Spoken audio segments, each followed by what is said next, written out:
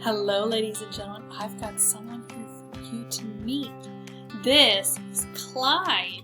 Yeah, we rescued him from an animal shelter a few weeks ago, and he's just over a year old, so he's still got some puppy in him. So we're going to see if he can sit with me for today's story time here.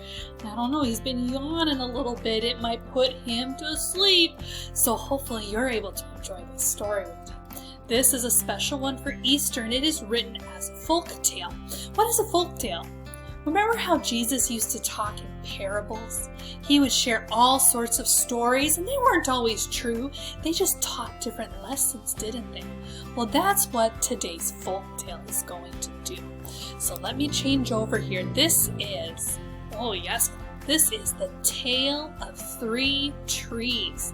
It is a traditional folk tale, and it is retold by Angela Elwell Hunt with illustrations by Tim Jonke. Once upon a mountaintop, three little trees stood and dreamed of what they wanted to become when they grew up. The first little tree looked up at the stars twinkling like diamonds above him. "I want to hold treasure," he said. "I want to be covered with gold and filled with precious stones. I will be the most beautiful treasure chest in the world." The second little tree looked out at a small stream trickling by on its way to the ocean. "I want to be a strong sailing ship," he said. "I want to travel mighty waters and carry powerful kings. I will be the strongest ship in the world." The third little tree looked down into the valley below, where busy men and busy women worked in a busy town. "I don't want to leave this mountaintop at all," she said. "I want to grow so tall that when people stop to look at me, they will raise their eyes to heaven and think of God.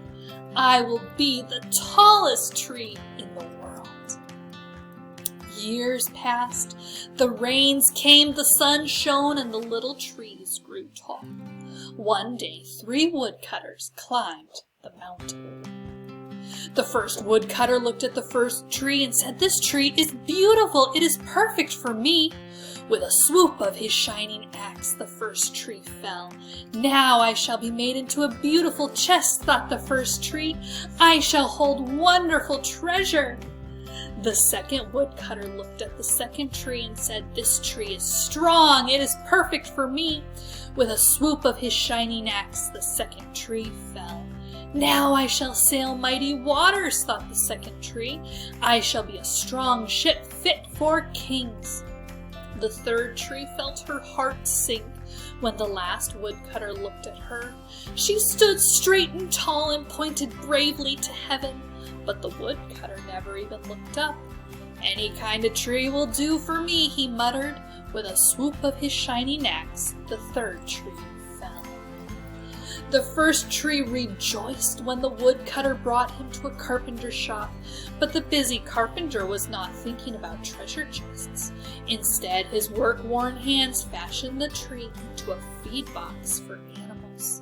The once beautiful tree was not covered with gold or filled with treasure.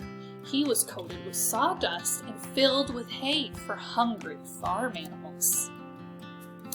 The second tree smiled when the woodcutter took him to a shipyard, but no mighty sailing ships were made that day. Instead, the once strong tree was hammered and sawed into a simple fishing boat. Too small and too weak to sail an ocean or even a river, he was taken to a little lake. Every day he brought in loads of dead, smelly fish. The third tree was confused when the woodcutter cut her into strong beams and left her in a lumber yard. "What happened?" the once tall tree wondered. "All I ever wanted to do was stay on the mountaintop and point to God." Many, many days and nights passed. The 3 trees nearly forgot their dreams. But one night, golden starlight poured over the first tree as a young woman placed a newborn baby in the feed box. "I wish I could make a cradle for him," her husband whispered. The mother squeezed his hand and smiled as the starlight shone on the smooth and sturdy wood. "This manger is beautiful," she said. And suddenly the first tree knew he was holding the greatest treasure in the world. One evening, a tired traveler and his friends crowded into the old fishing boat. The traveler fell asleep as the second tree quietly sailed out into the lake. Soon a thundering and thrashing storm arose. The little tree shuddered. He knew he did not have the strength to carry so many passengers safely through the wind and rain. The tired man awakened. He stood up, stretched out his hand, and said, "Peace." The storm stopped as quickly as it had begun, and suddenly the second tree knew he was carrying the King of heaven and earth. One Friday morning, the third tree was startled when her beams were yanked from the forgotten woodpile. She flinched as she was carried through an angry, cheering crowd. She shuddered when soldiers nailed a man's hands to her. She felt ugly and harsh and cruel. But on Sunday morning, when the sun rose and the earth trembled with joy beneath her, the third tree knew that God's love had changed everything. It had made the first tree beautiful. It had made the second tree strong. And every time people thought of the third tree, they would think of God. That was better than being the tallest tree in the world. The end. All right, ladies and gentlemen, I hope you enjoyed our special Easter story. What do you think, Clyde? Was it pretty good? We sat pretty good for that one. How about you? I hope that you were able to learn a lot about how special each one of us is. We are all made for special purposes. God has great plans for our lives, just like in our story about the trees. You have a great rest of your day, and we'll see you later. All right, Clyde, you say bye. Say bye.